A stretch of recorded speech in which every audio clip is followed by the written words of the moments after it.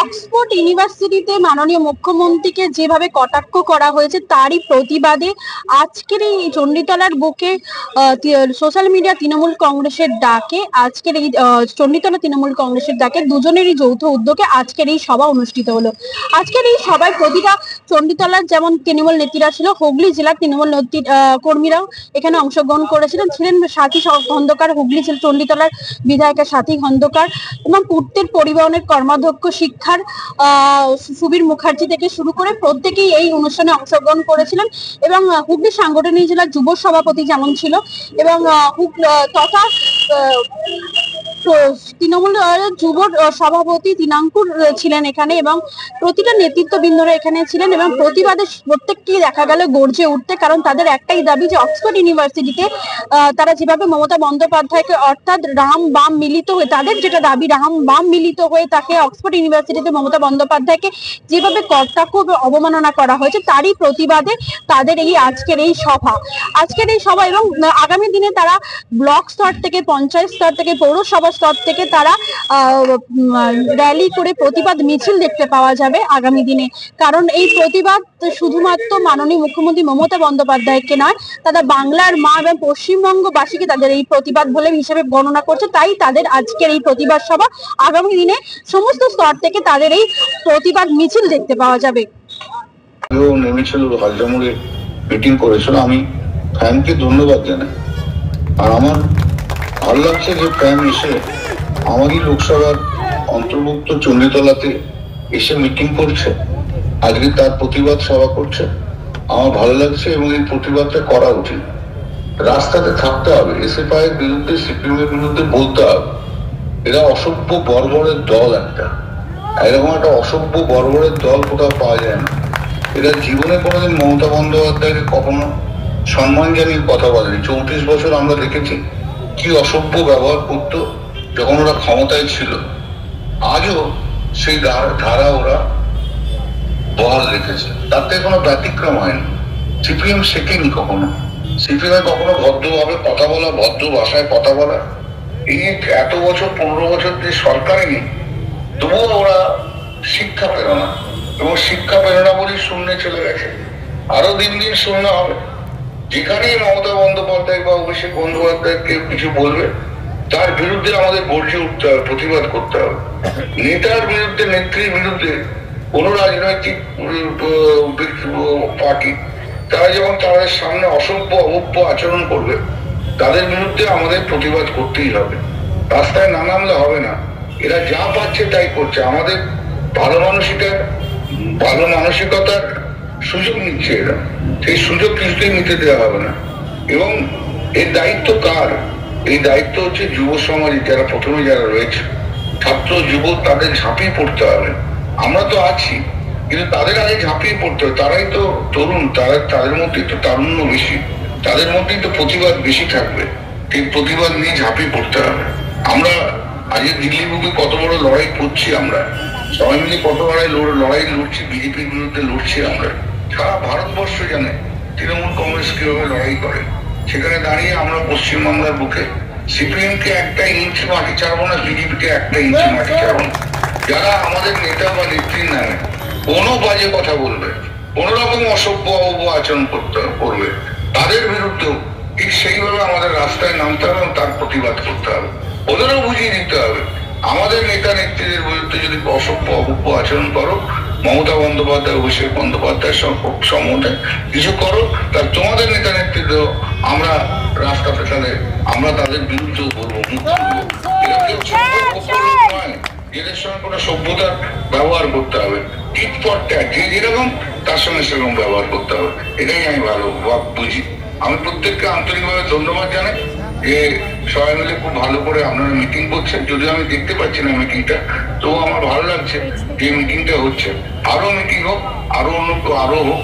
আমি পরে পারলে কানের কোনো মিটিংয়ে নিশ্চয়ই আমি কোথাও থাকবো। আমি আমার অসংখ্য ধন্যবাদ জানাই সমস্ত সদস্যকে, সবাইকে ধন্যবাদ জানাই। লড়ে নিতে হবে, লড়াই করতে হবে। কোথাও কোন রকম এতটুকু রিল্যাক্স করলে হবে না, সব জায়গায় লড়তে হবে। তবে না, আছে তো মাথার উপর, মমতা দিয়ে আছে, আমাদের সংগঠন উপরে অভিষেক বন্দ্যোপাধ্যায় আছে, আমরা সবাই রয়েছে। কাল তো অভিষেক আমাদের সঙ্গে ছিল রাত্রি 3টে পর্যন্ত, আমরা একসঙ্গে থেকেছি লোকসভার মধ্যে। তো আমাদের লড়াইটাই হচ্ছে আমাদের মেন কথা। তৃণমূল দুটো জিনিস, একটা হচ্ছে লড়াই প্রতিবাদ, আরেকটা দিকে যেখানে সরকার রয়েছে সেখানে উন্নয়ন, গ্রাম পঞ্চায়েত উন্নয়ন, জেলা পরিষদ উন্নয়ন। এই উন্নয়ন একদিকে থাকবে বাংলার মানুষের জন্য, আর প্রতিবাদ থাকবে বিরোধী দলের জন্য। এইভাবে আমাদের এগোতে হবে। সবাইকে আমার আন্তরিক ধন্যবাদ জানাই।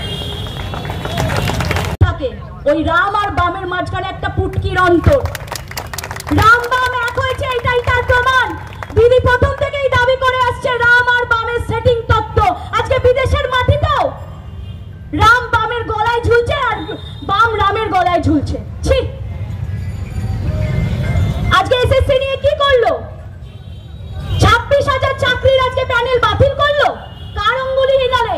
বিকাশ রঞ্জন ভট্টাচার্যের অঙ্গুলি হিলালে। সিপিএম হাটাও, বাংলা বাঁচাও।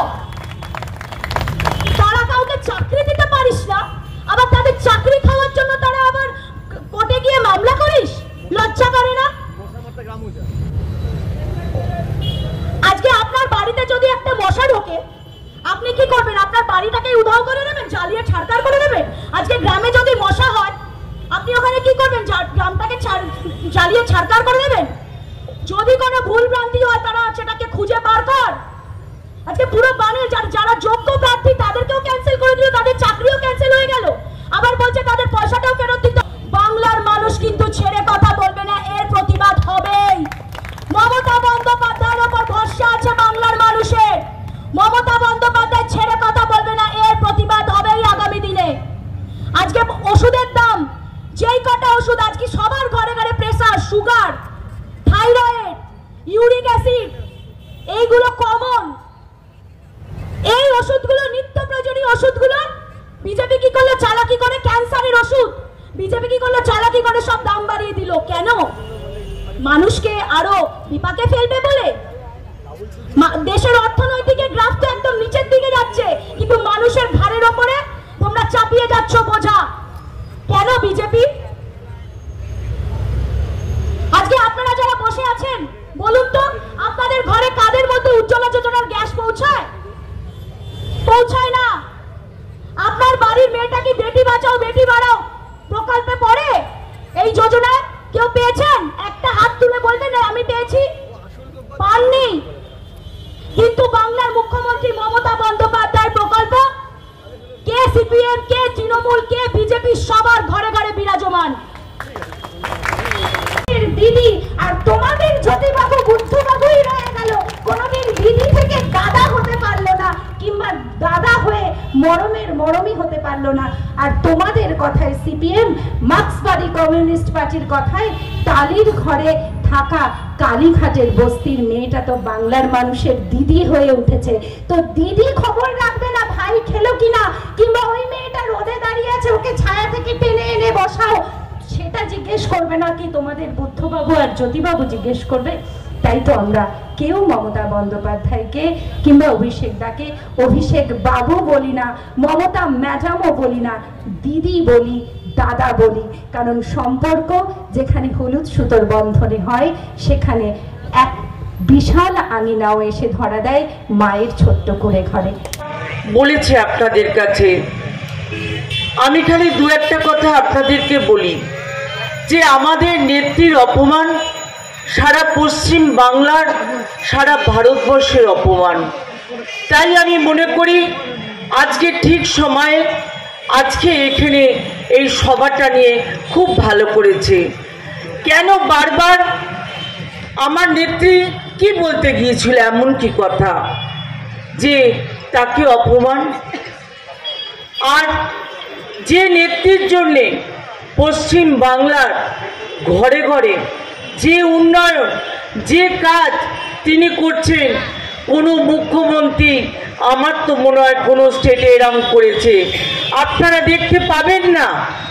মমতা বন্দ্যোপাধ্যায় যেভাবে কাজ করছে, আজকে শিক্ষা বলো, আজকে স্বাস্থ্য বলো, কোনো মানুষ আজকে না খেয়ে মারা যাচ্ছে না। আজকে যেভাবে তিনি কাজ করছেন, আর কিছু মানুষ আছেন তারা খালি আমাদের একজন মহানায়ক তৈরি হয়েছেন মেদিনীপুরে, তিনি ধর্মের নামে খালি সুরসুরি দিচ্ছেন, হিন্দুবাদ দেখাতে চাইছেন। কিসের হিন্দুবাদ? আমরা পশ্চিম বাংলায় সকল ধর্মের মানুষ আমরা হাতে হাত মিলিয়ে থাকি, তাই আমাদের এই সুন্দর বাংলা আমার সোনার বাংলা। তাই আমার নেত্রী বলেন যে আমাদের এই বাংলাতে আমরা সবাই এক হয়ে থাকি, তাই আমাদের এখানে কোনো লড়াই নেই, কোনো যুদ্ধ নেই। আজকে 34 বছরে যারা ছিলেন তাদের মনে নেই? তারা কোনোদিন উন্নয়ন করেননি তো ভালো করে? তারা তো কোনোদিন দেখেনি যে এই মহিলাদের পড়াশোনার দরকার আছে, তাদের শিক্ষার দরকার আছে। আমাদের এই পশ্চিম বাংলাতে শিশুর হার, মৃত্যুর হার কত কমে গেছে। যেটা আমাদের সোশ্যাল কমিউনিটি আছে তাদের পক্ষ থেকে পশ্চিমবঙ্গের দ্বিতীয় সভা আজকে এই চণ্ডীতলায় হলো, হুগলি জেলার। এবং এখানে একাধিক বক্তা তাদের বক্তব্য রাখলেন।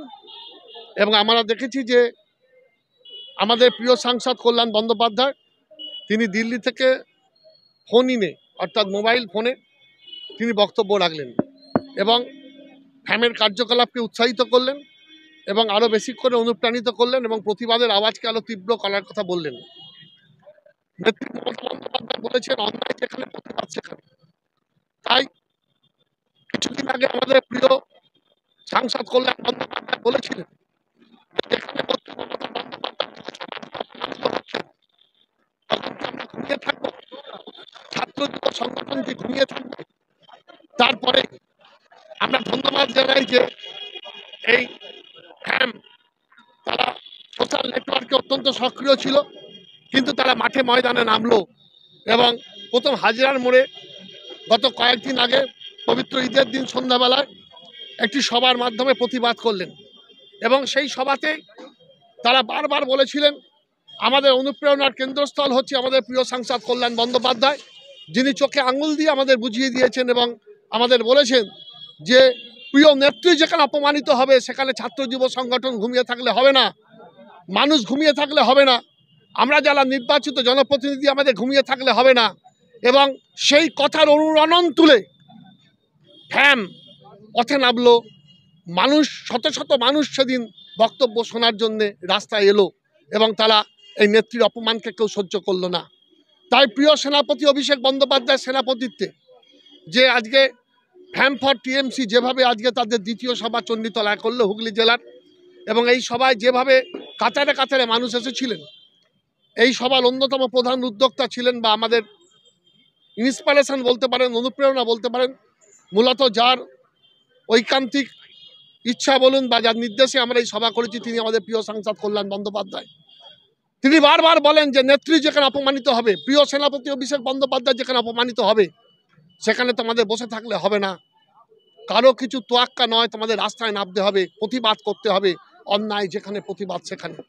তাই চণ্ডীতলার মাটিতে আমরা দেখিয়ে দিলাম, আমরা আবারও আজকে সেই আমাদের প্রিয় সাংসদ কল্যাণ বন্দ্যোপাধ্যায় তারই নেতৃত্বে বলতে পারেন এবং তারই পরামর্শ মতো আজকের এই ফ্যাম ফর টিএমসি, এই যে একটা সোশ্যাল কমিউনিকেশান যারা, তারা আজকে রাস্তায় নেমে যে প্রতিবাদের মঞ্চ তৈরি করেছিলেন, সেই প্রতিবাদের মঞ্চে চণ্ডীতলা আবার বৃদ্ধ বনিতা বিভিন্ন জনপ্রতিনিধি তারা এসছেন, ছাত্র যুব সংগঠনের বিভিন্ন নেতৃবৃন্দ তারা বক্তব্য রেখেছেন। আমাদের খুব ভালো লাগছে যে ফ্যাম যে পথে এগিয়েছে সেই পথের ওরা দিশারি হয়েছেন, ছাত্র যুব আজকে সেই পথে হাঁটছে।